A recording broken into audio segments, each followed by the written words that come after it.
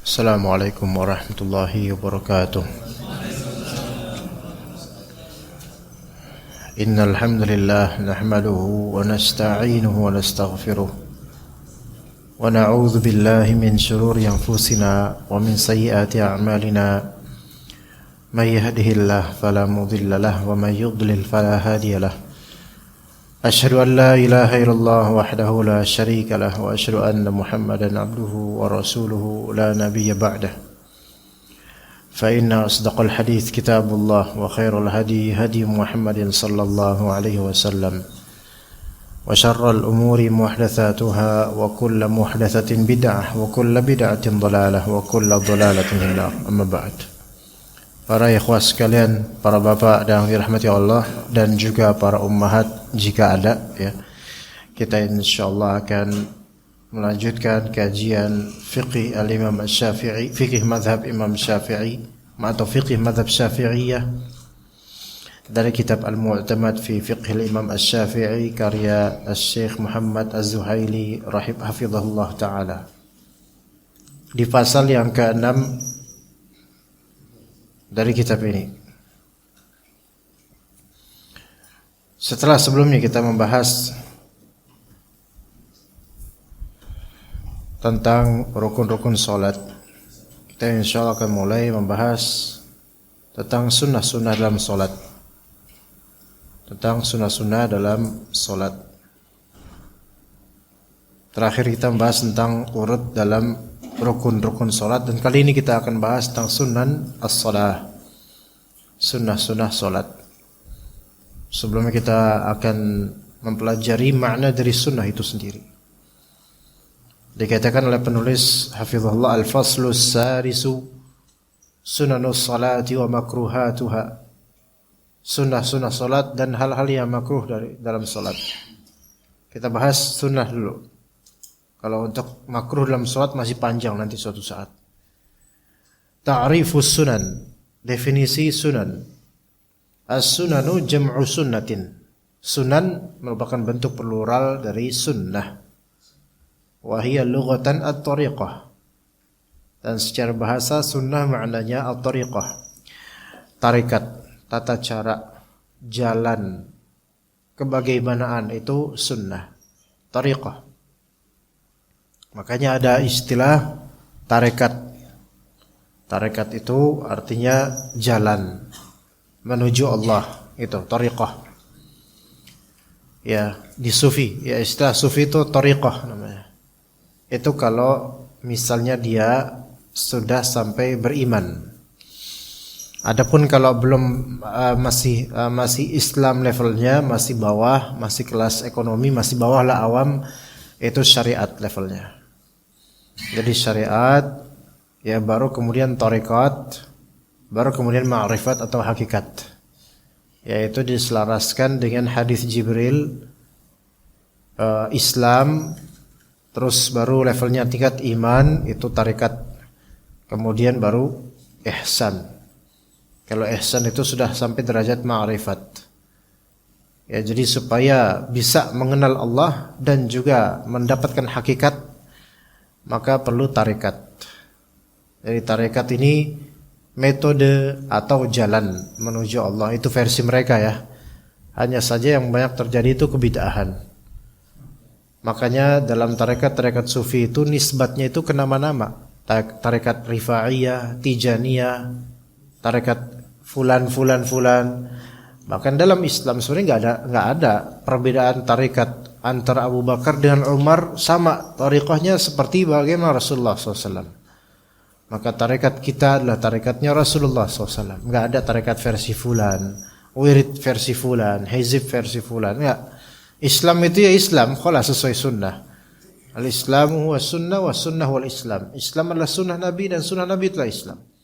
Adapun penisbatan kepada nama-nama kelompok, inilah yang memecah belah umat Islam. Ya, sekarang tarekah di sini apakah tarekah Muhajirin? Ya, Islam. Tarekah Pak Haji Budiman? Ya. Tarekat Sarnawiyah misalnya? Enggak ada. Tarekat Hasaniyah? Enggak ada. Harus sesuai semua dengan bagaimana Nabi Muhammad SAW, itu udah. Ya, jadi nggak berpecah belah gitu. Kemudian secara syar'i sunnah di sini yaitu al-mandub atau al-mustahab, sesuatu yang dianjurkan. Wa huwa ma raghaba asy-syari'u fihi wa talabahu talaban ghaira jazimin wa yuthabu fa'iluhu wa la yu'aqabu tarikuhu. Sunnah itu adalah apa yang dimotivasikan oleh syariat di dalamnya. Apa yang dimotivasikan untuk dilakukan gitu, oleh syariat. Dan apa yang diperintahkan oleh syariat dengan perintah yang tidak mengharuskan. Kalau mengharuskan berarti namanya wajib, bukan sunnah. Wa yuthabu fa'ilu, pelakunya diberi ganjaran pahala. Wala yu'aqabu tariku, yang meninggalkan sunnah ini itu tidak dihukum. Tidak dihukum. Wa sunanus salati hiyal aqwalu wal af'alu allati raghaba fiha asy-syar'u. Sunnah salat itu adalah entah itu perkataan-perkataan atau perbuatan-perbuatan yang dianjurkan syariat. Wa fa'alaha Rasulullah sallallahu alaihi wasallam au qalaha fi salatihi fi mu'dhamil ahyan. Yang mana sunnah-sunnah dalam salat ini dilakukan oleh Rasulullah SAW atau diucapkannya dalam salatnya di banyak dari kesempatan. Wa yatarattabu ala fi'liha thawabu, berkonsekuensi pahala kalau dilakukan. Wa idza tarakaha al-musalli sahhat salatuhu wa la tabtul. Kalau ditinggalkan oleh orang yang salat, sunnah ini ditinggalkan, maka tetap sah salatnya dan tidak batal. Wahia bi khilafis syuruti wal arkani allati talabaha asy-syari'u ala sabilil hatmi wal ilzami kay tasihha as-salatu. Ini berbeda dengan syarat sah salat, berbeda dengan rukun-rukun salat yang mana syariat itu menuntutnya dengan jalur pengharusan supaya sah salatnya. Makanya ada syarat sah salat. Berarti kalau tidak terpenuhi syarat, tidak sah salatnya. Ada rukun salat, kalau tidak dilakukan tidak sah salatnya. Fa idza taraka al-musalli wahidan minha batalat salatuhu. Kalau misalnya seorang yang salat meninggalkan syarat sah salat atau meninggalkan rukun salat satu aja, maka itu batal salatnya dengan beragam rincian tentangnya. Dengan beragam rincian, banyak rinciannya itu. Udah kita bahas. Alhamdulillah. Wa sunanus salati katsiratun dzakara asy-Syirazi rahimahullahu taala minha 35. Sunnah-sunnah dalam salat itu banyak sekali. Al-Imam Abu Ishaq Asy-Syirazi dalam Al-Muhadzabnya menyebutkan sebanyak 35 macam sunnah dalam salat. Beda. Salat sunnah dengan sunnah dalam salat itu beda ya. Salat sunnah ada, itu salat sunnah ya salat yang hukumnya sunnah kayak qabliyah, ba'diyah, tahajud. Tapi sunnah dalam salat, ini beda lagi, berarti perkataan atau perbuatan yang dianjurkan untuk dilakukan dalam salat, baik fardu maupun sunnah. Jadi bedakan antara salat sunnah dengan sunnah dalam salat gitu. Ya, gitu ya. Jangan sampai kebalik. Wa dhafa an-Nawawi rahimahullah taala akthar min 10. Imam An-Nawawi mengklaim bahwasanya sunnah dalam salat itu lebih dari 10 saja, lebih dari 10, tidak sampai mungkin 35, lebih dari 10. Nanti kita sebutkan. Wa dzakara ba'd as-sunani fi mawadhi'iha ma'a syurutis salati wa arkaniha fa hiya katsiratul adad. Al-muhim di sini banyak, nanti kita sebutkan satu persatu. Wa qad dzakara aktsaruha fi mawdhi'iha min al-arkan wasyurut. Baik. Jadi kan di antara sunnah dalam salat itu ada di beberapa dalam rukun-rukun salat. Kayak di sujud sunnahnya ngapain, ruku sunnahnya ngapain, qiyam berdiri sunnah. Itu kan semua rukun salat. Ya. Jadi banyak, kalau mau dihitung ya banyak sekali. Karena sunnah-sunnah ini include di dalam rukun-rukun salat. Rukun salat atau syarat sah salat ya. Ada masing-masing poinnya, dan tiap-tiap poin kadang-kadang ada apa? Ada sunnah-sunnah tersendiri. Kayak misalnya sujud rukun enggak? rukun. Nah, di dalam sujud tersebut ada sunnah, di antaranya yaitu baca subhana rabbiyal a'la. Itu sunnah dalam salat gitu loh. Maksudnya begitu. Gimana, bisa dipahami enggak coba? Ya. Wa naktafi bi ti'dadi ma sabaq wa bayan ma lam yarid sabiqa. Jadi kita akan membahas nanti hal-hal sunnah yang memang belum dibahas sebelum-sebelumnya dalam rukun-rukun atau dalam syarat sah salat. Aqsamus sunan, macam-macam sunan dalam salat. Tanqasimu sunanus salati ila sunanin tuaddi qabla as-salati wa sunanin tuaddi fi athnaiha wa sunanin tuadda bukan tuaddi. Tanqasimu sunanus salati ila sunanin tuadda qabla as-salah. Sunnah dalam salat terbagi menjadi beberapa macam. Yang pertama, sunnah-sunnah yang dikerjakan sebelum salat ada. Wa sunanin tuadda fi athnaiha, sunnah-sunnah yang dikerjakan ketika lagi salat ada. Wa sunanun tuadda aqibaha, sunnah-sunnah yang dikerjakan setelah selesai salat ada lagi. Ya. Kemudian kama tuqassamu as-sunanu allati tuadda dakhil as-salati ila sunani ab'adin wa sunani hayatin. Dalam fikih Syafi'i, sunnah-sunnah yang ditunaikan ketika salat itu terbagi menjadi dua macam sunnah. Ada sunan ab'ad, ada sunan hayat. Itu mufradat Syafi'iyah, itu cuman mazhab Syafi'i yang kayak gini. Jadi sunnah dalam salat, kan sunnah itu kan sunnah setelah salat ada, sunnah sebelum salat ada, sunnah ketika salat ada, sunnah setelah salat ada. Nah, sunnah ketika salat terbagi menjadi dua macam garis besar, yaitu sunnah ab'ad dan sunnah hayat namanya. Ini nanti kapan-kapan kita bahas. Ya Pak ya? Kapan-kapan kita bahas. Gimana? Lanjut enggak Pak? Kita bahas yang berikutnya, lanjut? Kalau enggak lanjut saya pulang. Ya. Kan gampang, enak. Awalan as-sunanul lati tuadda qabla as-salati. Sunnah-sunnah yang dilakukan sebelum salat apa aja? Anda sebutkan 4 langsung di sini, simpelnya dulu. Nanti kita baca rinciannya. Yang pertama azan. Oke. Yang kedua iqamah, qomat. Yang ketiga ittikhadus sutrah. Mengadakan sutrah. Sutrah ngerti Pak?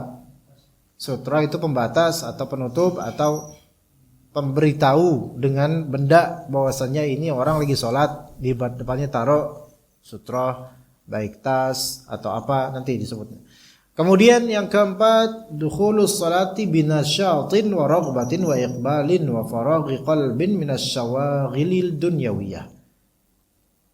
Sunnah yang keempat, anjuran yang keempat itu memasuki salat dengan semangat dan keinginan gitu, serta mengosongkan kalbu dari kesibukan duniawi. Itu sunnah, nanti dibahas. Jadi yang keempat ini masuk dalam salat dalam keadaan apa? Semangat, ingin melepaskan pikiran duniawi gitu. Baik, yang pertama azan. Sunnah salat azan ini hanya enggak mesti berjamaah. Salat fardu enggak mesti di masjid juga. Salat fardu walaupun bukan di masjid atau di musalla atau di suatu tempat, bahkan kalaupun misal tidak salat jamaah pun tetap ada anjuran untuk azan. Kalau emang antum kesempatannya sendiri doang. Ya. Tapi kalau memang itu waktunya salat fardu, orang-orang pada salat di masjid, antum laki-laki malah salat di rumah, maka ini tidak dianjurkan azan karena antum meninggalkan kewajiban. Ya. Antum meninggalkan kewajiban. Mungkin dikecualikan kalau antum ada uzur, entah karena safar atau sakit tidak mampu ke sana, atau mungkin hujan hanya bisa di rumah, maka silahkan azan. Mungkin mau salat bareng istri, karena hujan maka sholat di rumah, maka boleh azan. Yang azan siapa? Laki-laki, enggak perempuan, laki-laki yang azan di rumah. Gitu. Adapun untuk selain salat fardu maka tidak disyariatkan azan. Enggak disyariatkan azan. Kemudian yang kedua iqamah. Sama, salat fardu. Salat fardu. Kalau misalnya jamak salat, maka disunahkan azan sekali dan iqamah di tiap salat itu 2 kali. Faham di sini? Baik. Itu sudah berlalu, udah azan dan iqamah udah lewat kita bahas. Yang ketiga ittikhadzus sutrah. Mengadakan sutrah. Ittikhadzus sutrati amama al-musalli litahula bainahu wa bainal marrati. Mengadakan sutrah penutup atau pembatas di depan orang yang salat. Bismillah. Agar ada penghalang antara dirinya dengan orang yang lewat. Sutra itu bisa beragam macam. Kajidarin seperti tembok. Entah itu kayu, entah itu batu, entah ya tembok gini. Apa ini batu ya? Ya. Jidar, tembok. Au amudin atau tiang. Tiang bisa jadi sutra. Tiang bisa jadi tiang masjid, bisa jadi sutra. Atau mungkin tiang tersebut tidak mesti menyangga lantai atas atau menyangga atap, enggak mesti. Ya. Boleh, Pak. Allah musta'an. Tiang listrik boleh. Ada apa dengan Pak Amin, Pak? Pak Amin kenapa? Kok tiba-tiba begini, Pak? Ada apa? Kok Pak Amin berubah? Kenapa Pak Amin berubah? Makanya. Apa karena bentar lagi mau dicalonkan oleh PDIP? Jadi kayak gini.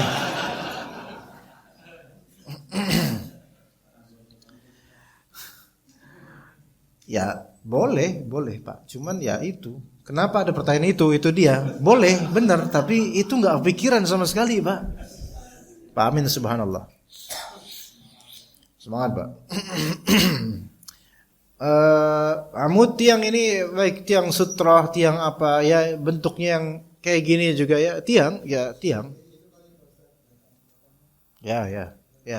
Ya bisa. Ini tapi ini masuk tembok, Pak.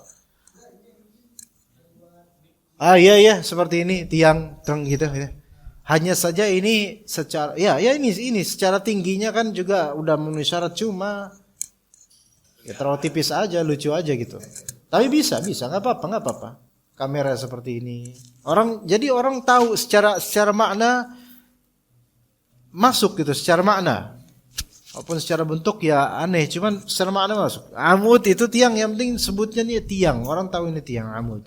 Namun dalam hadis disebutkan bahwasanya kalau misalnya tiang itu lebar ya enggak tipis gini gitu loh. Walaupun secara makna masuk, cuman kan enggak lazim aja, enggak wajar. Anggaplah tiang. Nah, tiang itu agak lebar karena dalam hadis begini, Rasulullah SAW kalau sholat dengan sutroh tiang, maka beliau itu agak geser dikit. Enggak pas banget di tiang gitu loh, Pak. Enggak di tengah dikit dia, enggak seperti plek kalau sujud tuh pas tiang gitu loh.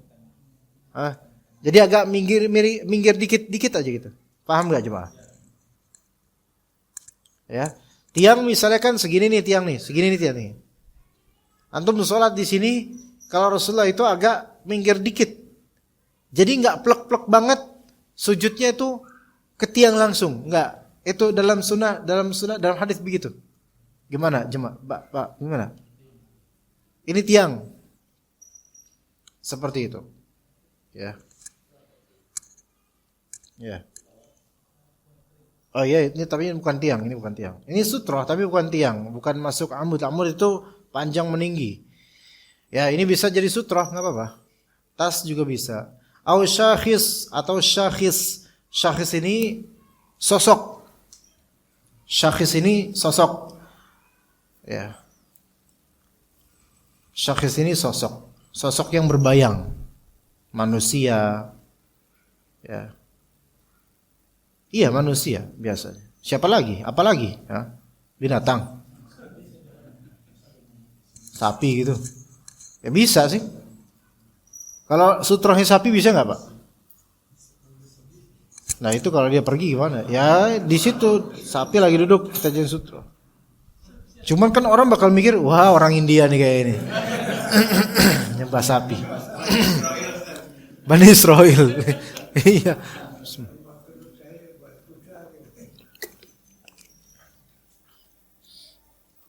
Tapi syakhis ini lebih tepatnya mungkin manusia ya. Maka boleh bersutrohkan manusia, baik dia anak kecil maupun dia bukan kecil, anak kecil. Namun kalau manusia tersebut menghadapnya makruh. Kalau manusia tersebut tepat persis menghadap dia lagi sholat, makruh dijadikan sutroh. Contoh imam, setelah selesai salat balik badan ke jemaah. Selesai pada zikir, maka jemaah yang dia tadi belakang imam dia salat sunnah di situ tepat di depan imam duduk. Maka imam menghadap dia menghadap imam. Pas lagi sujud, maka sujud tepat di depan imam yang sedang duduk. Maka ini gambarannya seperti sedang menyembah imam. Nah ketika lagi sujud dia elus-elus sama imam. Gak apa-apa nah, tak maafin kamu le. Itu. Maka ini makruh. Enggak itu yang soal itu jangan disuruh. Ini makruh kenapa? Karena ada keserupaan dengan seperti menyembah manusia, walaupun tidak bermaksud begitu tapi sebaiknya hindari. Karena gambarnya tidak baik.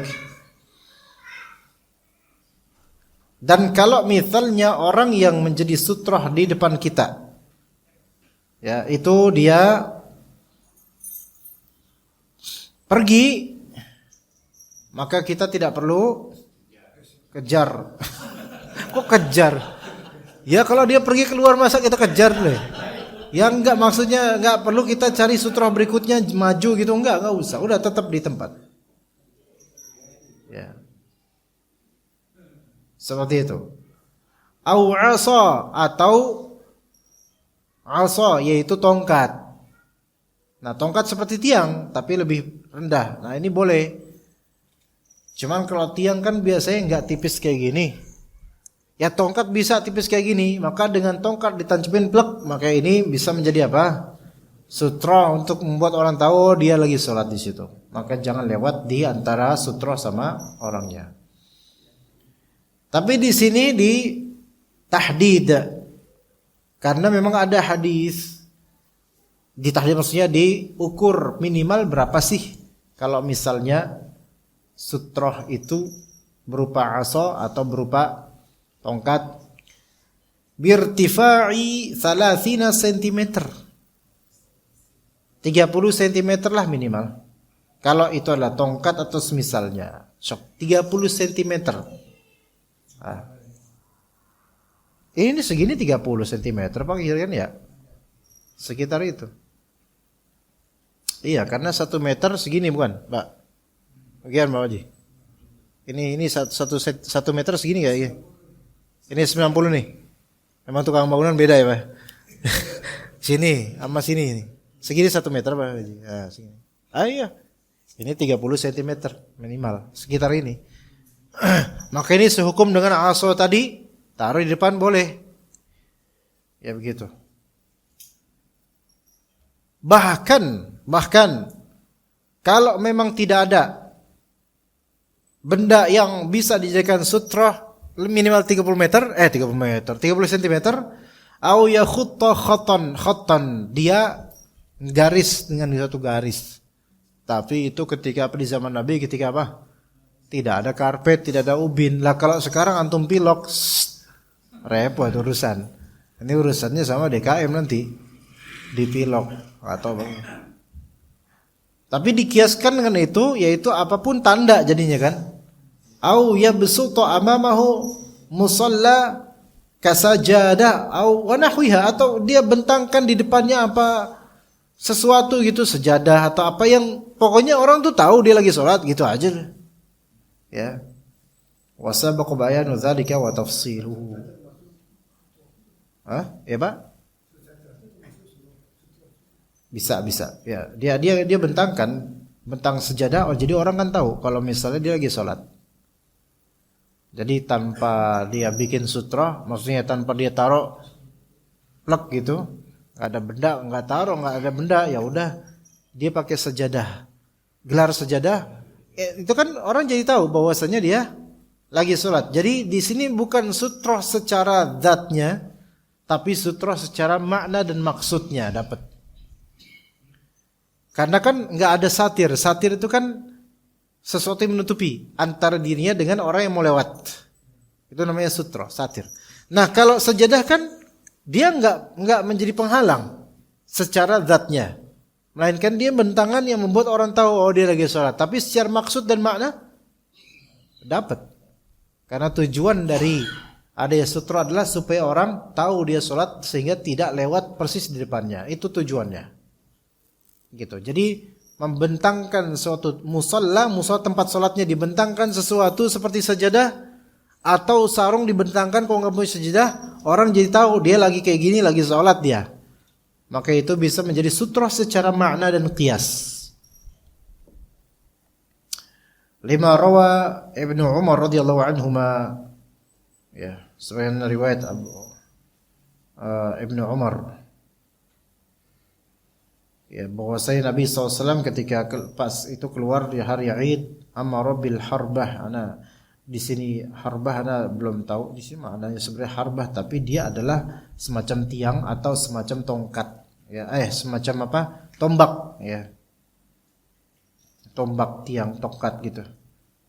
Fatudau baina yadayhi, kemudian ditaruh tongkat tersebut di depannya. Fayusalliya ilaiha, kemudian beliau salat menghadapnya. Wan nasu wara'ah, orang-orang di belakangnya. Wa kana yaf'alu dzalika fi safar, pada saat safar juga begitu. Maka ini menunjukkan bahwa saya tongkat, tiang, tombak itu boleh dijadikan sutra, taruh di depan gitu. Nah itu rinciannya banyak sebenarnya masalahnya. Tapi intinya ibrahnya seperti itu. Gampang lah masalah sutra itu. Tanpa sutra juga tetap sah salatnya. Karena sunnah. Ada beberapa ulama di antara Syekh Muhammad Nasiruddin Albani mengatakan wajib. Tapi wallahu alam, yang lebih sahih wallahu alam adalah sunnah. Wallahu alam. Baik, kemudian kalau orang pun tidak pakai sutra, kemudian ada yang lewat, tapi lewatnya bukan persis di depannya, bukan di tempat dia salat, melainkan agak depannya, maka itu tidak mencederai salatnya dan tidak membuat orang itu berdosa. Paham enggak jemaah? Kalau misalnya antum salat enggak ada sutra, antum enggak pakai sutra, walaupun ini menyelisihi sunnah, padahal bisa bikin sutra, baik tas atau apa gitu, tapi antum enggak bisa. Kemudian ada orang lewat tapi bukan di tempat sujud antum, melainkan di depan tempat sujud antum. Berarti bukan di area salat antum. Dosa enggak tuh orang? Enggak dosa. Apa perlu antum cegah? Enggak lah, malah jangan dicegah karena itu repot, antum harus jalan dulu juga. Apalagi kalau dia antum salat di situ, Pak. Di 1 2 3 4 5, saf kelima. Ini Pak Anto lewat sini. Cegah enggak Pak Anto lewat? Kejauhan Pak, batal salatnya. Mau main galaksi dari sana ke sini. Kejauhan. Melainkan di manakah dia cegah orang lewat? Di tempat dia sujud, di musallanya, tempat dia salatnya. Seperti itu. Kalaupun ada antum salat di saf kedua ini, enggak ada sutra, ada orang lewat sini, ya enggak apa-apa, enggak dosa. Tapi kalau antum orang ini lewat di tempat antum sujud, antum cegah dia. Entah antum pakai sutra ataupun enggak, antum cegah dia. Gitu. Dan dia haram lewat di situ. Karena itu almar, itu orang ini orang yang lewat di tempat-tempat salat, itu yang enggak boleh. Begitu ya, ikhwan. Jemaah. Yang keempat, dukhulus salati binasyatin wa raghbatin wa iqbal. Di antara sunnah sebelum salat. Oke, ini menunjukkan bahwasanya sebelumnya karena ini sunnah sebelum salat, berarti bersutra itu dilakukan kapan? Sebelum salat, dan ketika lagi salat antum tidak disyariatkan nyari sutra. Iya. Lah kan sutra bisa terbang. Enggak, Pak? Ayo, ya kan? Misalnya ya orang. Antum bersutra, orang lagi duduk, antum jadikan sutra. Allahu Akbar. Terus terbang dia misalnya. Ya kan tadi bilang sutra bisa terbang. Atau pergi. Maka enggak ada disyariatkan untuk apa? Nyari sutra lagi. Ambil ini taruh depan, enggak. Itu bukan gerakan. Memang sepertinya hajat dalam salat, tapi ini enggak ada contohnya seperti ini. Tapi kalau ada orang yang pengen menolong, maka boleh. Ya, dikasih sutra sama dia. Plek, kasih sutra, tapi ada tulisan promo gini-gini. Ini bikin rusak. Sutra taruh apa gitu. Ya. Boleh. Atau orang duduk di depan, orang yang sholat itu banyak. Maka kan yang dilarang adalah lewatin di tempat dia sholat. Itu yang dilarang. Adapun duduk di depan, di tempat yang semestinya jadi sutra itu boleh. Bahkan kalau niatannya bantu supaya jadi sutra, maka bagus. Begitu. Tapi duduknya jangan menghadap ke orang yang lagi sholat. Kayak itu. Orang lagi sholat nggak pakai sutra, tiba-tiba ada orang duduk ngadep dia, bisa khusyuk nggak kira-kira? Ini orang ngapa? Ya, gitu. Oke. Yang keempat dari sunnah sebelum sholat, dukhulus sholat binasyatin wa raghbatin wa iqbal, memasuki sholat dengan semangat, dengan keinginan, dengan sikap menerima sholat ini sebagai syariat dan sebagai amalan yang baik. Wa faraghi qalbin minasy syawaghilid dunyawiyah, masuk salat dengan mengosongkan hati dari kesibukan duniawi. Karena kesibukan duniawi itu bukan hanya fisik, tapi juga pikiran. Bahkan kesibukan duniawi di pikiran itu lebih berbahaya daripada sebatas fisik. Orang ada yang sibuk duniawi karena fisiknya sibuk duniawi, tapi hatinya zikir, itu bagus. Orang yang sibuk duniawi, nyari nafkah, dia jualan cilok misalnya, itu sibuk secara fisik. Tapi dia dalam niatan itu mencari nafkah misalnya sambil zikir, maka itu bagus. Tapi yang lebih berbahaya adalah kesibukan hati akan dunia. Itu yang lebih berbahaya, itu yang disebut tidak zuhud. Itu yang disebut tidak zuhud. Maka segala keduniaan yang sampai ke qalbu dalam artian menyibukkan akan akhirat, maka itu sudah melanggar kaidah zuhud. Li'annahu a'wanu 'alal khudu' wal khushu'. Karena lepasnya dari kesibukan duniawi itu menolong sikap khudu', rendah diri di hadapan Allah, dan khushu', khidmat di hadapan Allah. Gimana caranya jemaah? Mungkin enggak seseorang lagi banyak problem, dia sholat kira-kira kepakiran problem. Bagaimana nih integrasinya nih? Antum punya masalah dunia, keduniaan. Nah, ini bagaimana cara mengintegrasikan antara mengosongkan hati dari kesibukan dunia dengan sholat. Padahal kita itu ya namanya keduniaan, kita punya banyak masalah. Gimana? Faham enggak jemaah maksudnya? Lah masa mau kita lupain? Bukannya kita sholat karena supaya ada problem ini ada solusi? Iya, betul. Nabi SAW karena idza hazabahu amrun sholat. Nabi SAW kalau misalnya ada masalah yang mengurung dirinya, membuatnya pikiran, beliau sholat. Tapi gimana gitu? Maka ini ada dua tahapan. Tahapan paling tinggi adalah Hatta walaupun antum punya masalah keduniaan yang antum butuh pertolongan Allah, antum sholat untuk meminta tolong pada Allah supaya fix kesulitan dunia ini, tapi pas sholat antum lupakan kesulitan itu. Itu level tertinggi. Kalau antum bisa seperti itu, maka ini insya Allah yang tertinggi levelnya. Oke?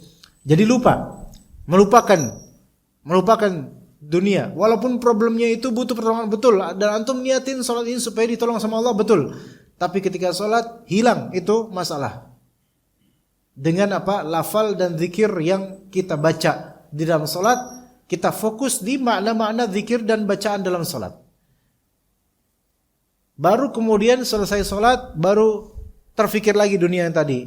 Bisa level ini, maka ini level tertinggi. Ini level tertinggi. Level kedua yang lebih rendah, tapi bisa diberi uzur dan dimaafkan. Antum lagi punya masalah keduniaan dan antum mau minta tolong sama Allah supaya fix problem ini. Maka kemudian antum salat dan antum integrasikan antara problem antum dengan bacaan-bacaan di dalam salat itu.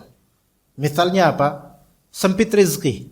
Maka antum baca dalam salat antum Al-Fatihah. Alhamdulillahi Rabbil Alamin. Rabbil Alamin, pencipta semesta alam. Subhanallah, rezeki kan diberikan oleh Allah.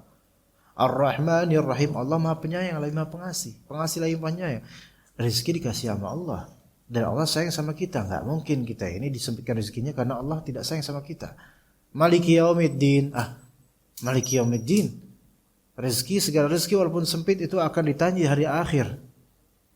Ini level yang sangat bagus. Tetapi masih kepikiran tentang masalah dunia ini.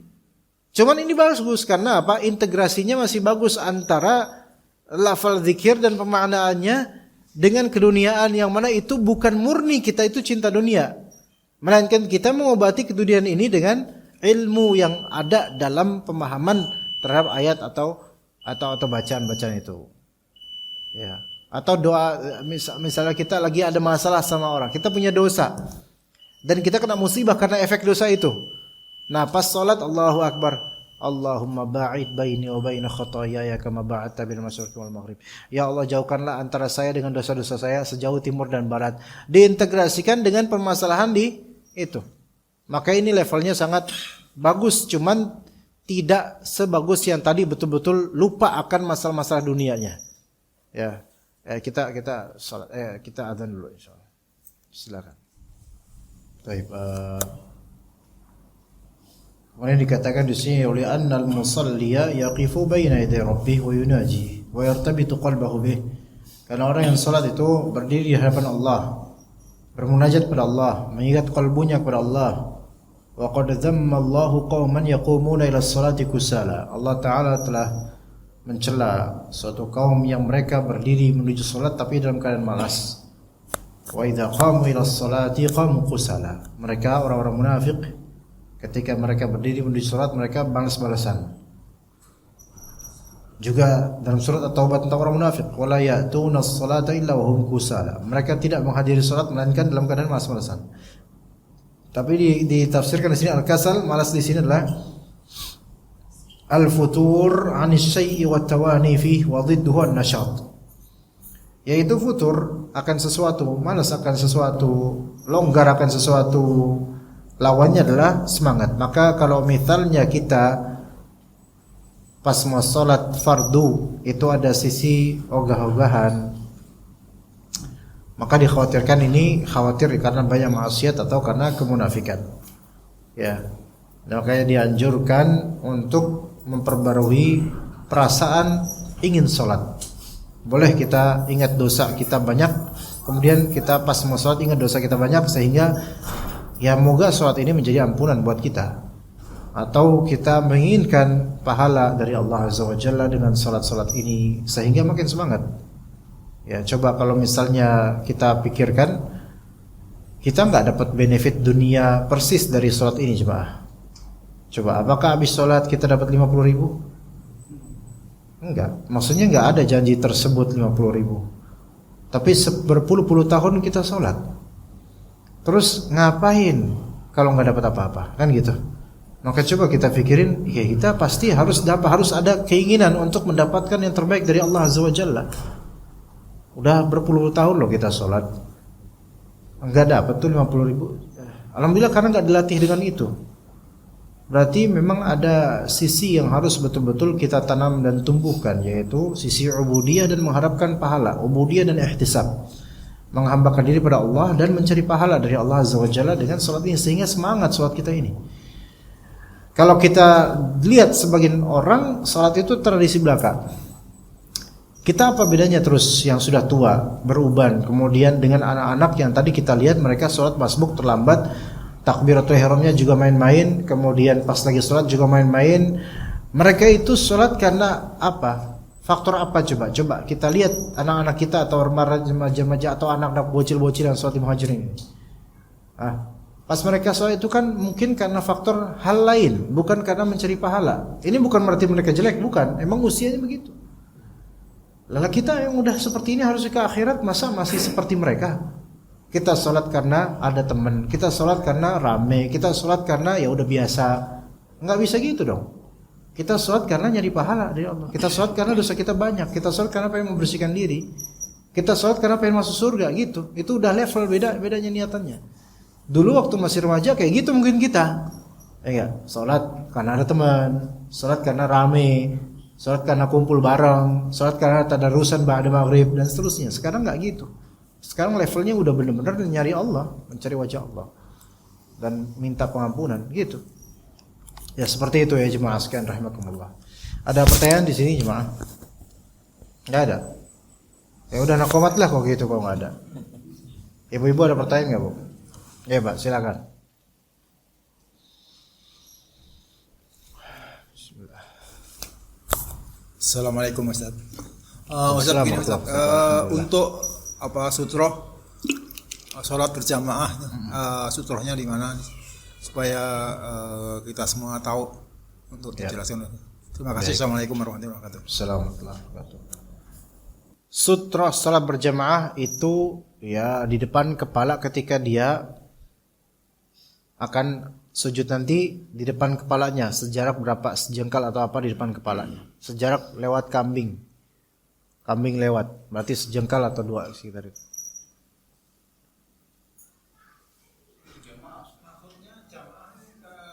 Ini apa? Oh, tadi ngomong tentang jamaah. Oh, Anda nggak dengar jamaahnya, Pak? Kalau sholat berjamaah, sutrohnya sutro imam. Anda nggak dengar jamaah? Bener ngomong jamaah? Oh, di masjid mana, Pak? Ya, jadi kalau jamaah, maka sutrohnya sutro imam.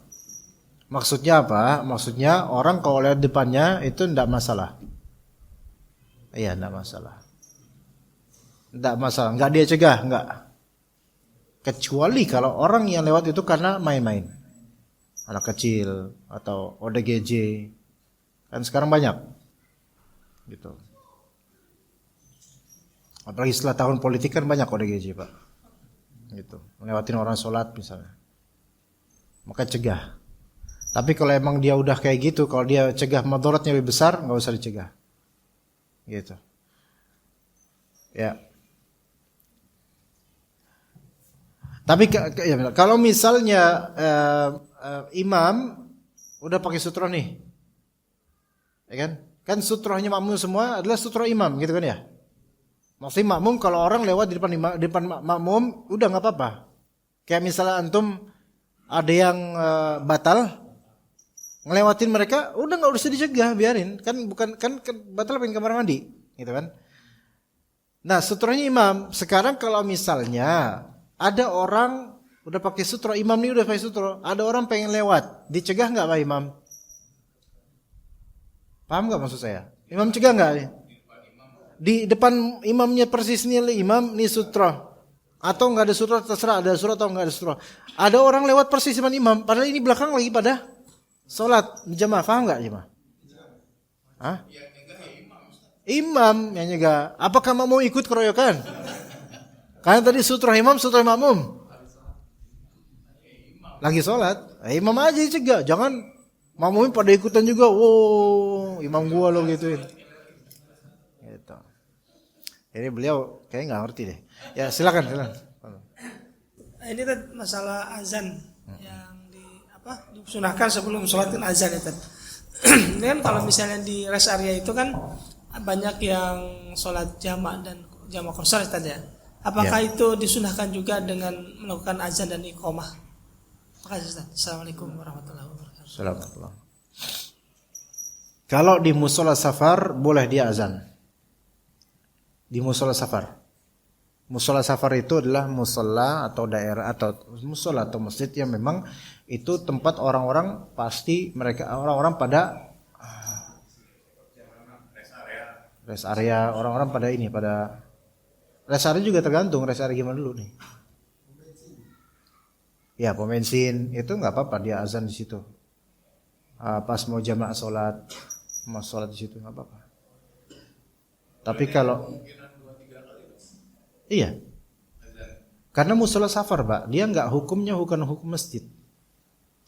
Musola itu bukan hukum masjid. Ketika itu musola, maka imam rawatib itu nggak diperhitungkan. Nggak ada imam rawatib. Beda kayak masjid KM sekian. Nah, ini beda nih. Ini masjid hukumnya. Ya nggak?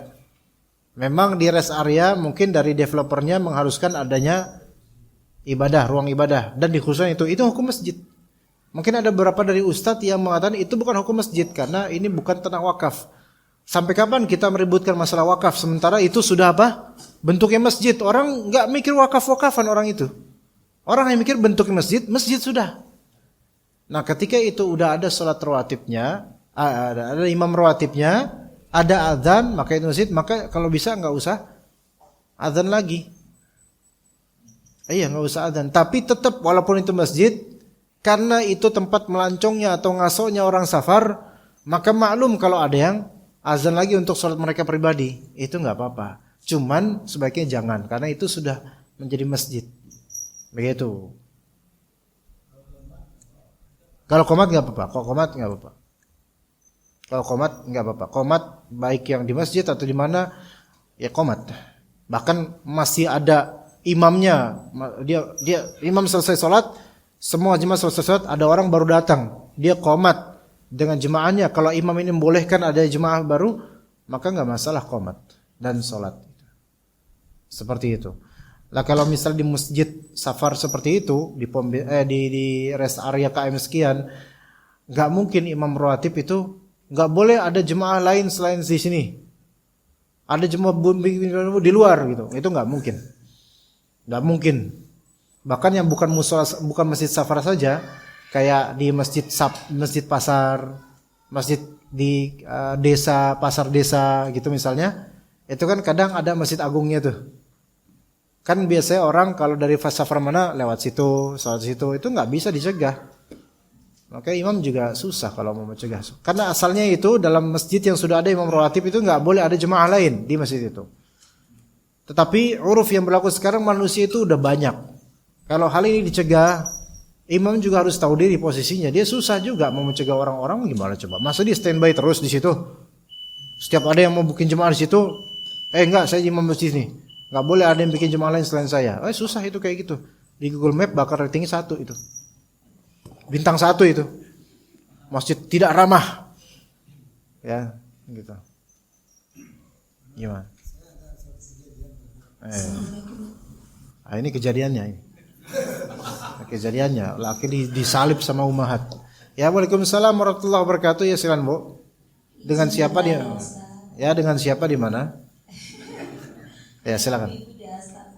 Ya, silakan. Mau tanya gini Ustaz. Kalau sholat anak-anak berada di posisi sujud kita nih Ustaz. Sedangkan kita udah mau sujud, anak itu gitu, masih ada di tempat sujud kita. Apa yang harus anak balita 1 tahun setengah Ustaz ya. Kedua, biasanya kalau di tempat umum gitu sedang safar sama suami gitu, kadang anak gak ada yang bawa. Saya cari amannya itu sholat dengan menggendong anak. Gimana hukumnya itu Ustaz? Iya. Baik. Assalamualaikum warahmatullahi wabarakatuh. Assalamualaikum warahmatullahi wabarakatuh. Jadi kalau anak di tempat sujud, ini lagi sholat berjamaah atau sholat sendiri, Bu? Kalau di rumah sendiri Ustaz. Oh, di rumah. Iya, jadi anaknya di tempat sujud kan, maka kita boleh imma kita belok sedikit, ya belok di sini masih ke arah kiblat, atau kita singkirkan anak itu. Iya. Geser ya, kita geser. Apaan sih lo? Gitu. Ya kita geser sedikit nggak masalah. Ya. Kalau emang itu nggak memungkinkan kita sujud di situ, kita geser sedikit. Itu lebih afdal daripada kita yang agak pindah gitu loh. Itu ya, Bu ya, sampai sini clear ya. Kalau misalnya ternyata kita lagi sholat berjamaah, anak di sini nih, ya. Yang terpenting adalah sujud itu 7 tulang, ya, 7 tulang. Kalau misalnya anak tidur di tempat kita sujud dan kita tetap bisa sujud, cuman anak agak ke dalam gitu, gimana ya? Gini, jadi ke bawah dada kita, ke bawah dada kita. Paham nggak jemaah? Maka itu bisa digeser ke situ ke bawah dada kita. Yang penting ini jidat ini semua ke tempat sujud. Ya gitu. Kalau di sholat jemaah kan nggak mungkin kita pas geser anak samping, gimana dong sholatnya, gimana? Gitu. Ntar yang samping nyingkirin lagi, kita geser lagi. Ya kan? Oh iya. Lantar ya kita selesaikan di luar, yuk kita selesaikan di luar urusan ini gitu kan. Nah terus bila anak berada di posisi ketika kita sujud di atas punggung kita, itu gimana ya Ustaz? Ya nggak apa-apa Bu, kenapa? Maksudnya kenapa? Ketika kita sujud, Iya, takut jatuh. Iya. Ya itu kan anak ibu yang jatuh, bukan anak saya, ya biarin aja. Itu ibu taruh, kalau emang khawatir ibu taruh. Kalau dia lagi gelendotan, gemblok gitu, atau ibu pegangin, tapi nggak bisa karena kalau ibu pegangin itu berarti tangan ibu salah satunya nggak sujud gitu kan ya. Ibu ditaruh Bu, gitu, bisa nggak? Jangan dipegangin gini, karena kalau dipegangin tangan ibu salah satunya berarti apa? Enggak, kan kata Nabi umirtu an asjuda ala sabati azum, aku diperintahkan sujud dengan 7 tulang ini gitu. Seperti itu, jadi taruh dulu itu anak. Tapi enggak ditaruh juga enggak apa-apa Bu, asal dia terikat di ini, blek gitu. Ya resiko tapi jatuh nanti ya enggak apa-apa. Kan bukan anak saya juga Bu, enggak apa-apa Bu. Sebenarnya masuk uzur, cuman kenapa enggak sebaiknya taruh dulu gitu kan? Lebih baik kita tunaikan daripada kita ambil uzur. Kalau bisa tunaikan kenapa enggak gitu kan? Seperti itu Bu ya, taruh dulu. Terus yang tadi yang soal kedua apa ya? Gendong boleh. Gendong boleh. Cuman kalau bisa ketika sujud lengkap. Tangannya juga sujud, jidatnya sujud. Gitu. Ya Bu ya? Boleh.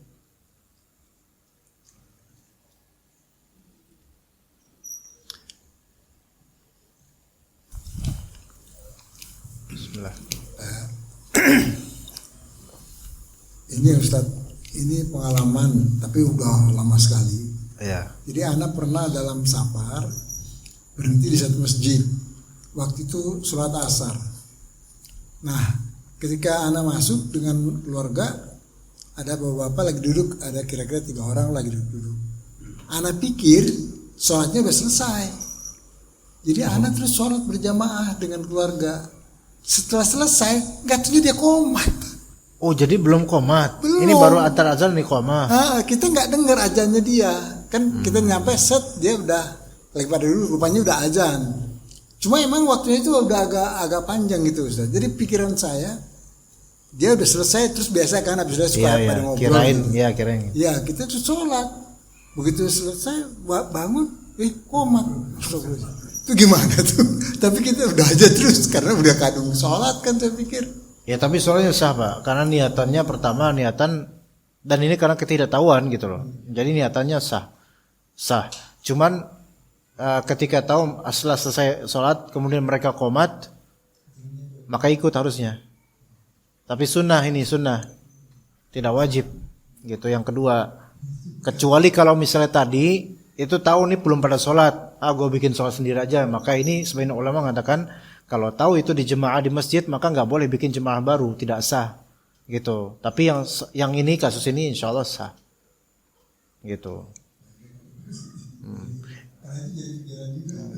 Udah lama ya. Itu sampai sekarang orangnya masih ngobrol nggak Pak? Mungkin sudah nggak kenal waktu saya datang, saya umurnya masih agak muda dan orang udah tua. Oh, masya Meninggal sekarang. Allah. Kayaknya udah meninggal, ngobrol di kuburan kali ya. Ya, baik. Kita cukup sampai sini insyaallah. Barakallahu fikum jami'an wa sallallahu ala nabiyina Muhammad wa ala alihi wa sahbihi ajma'in. Subhanakallahumma bihamdika asyhadu an la ilaha illa anta astaghfiruka wa atubu ilaik. Assalamualaikum warahmatullahi wabarakatuh.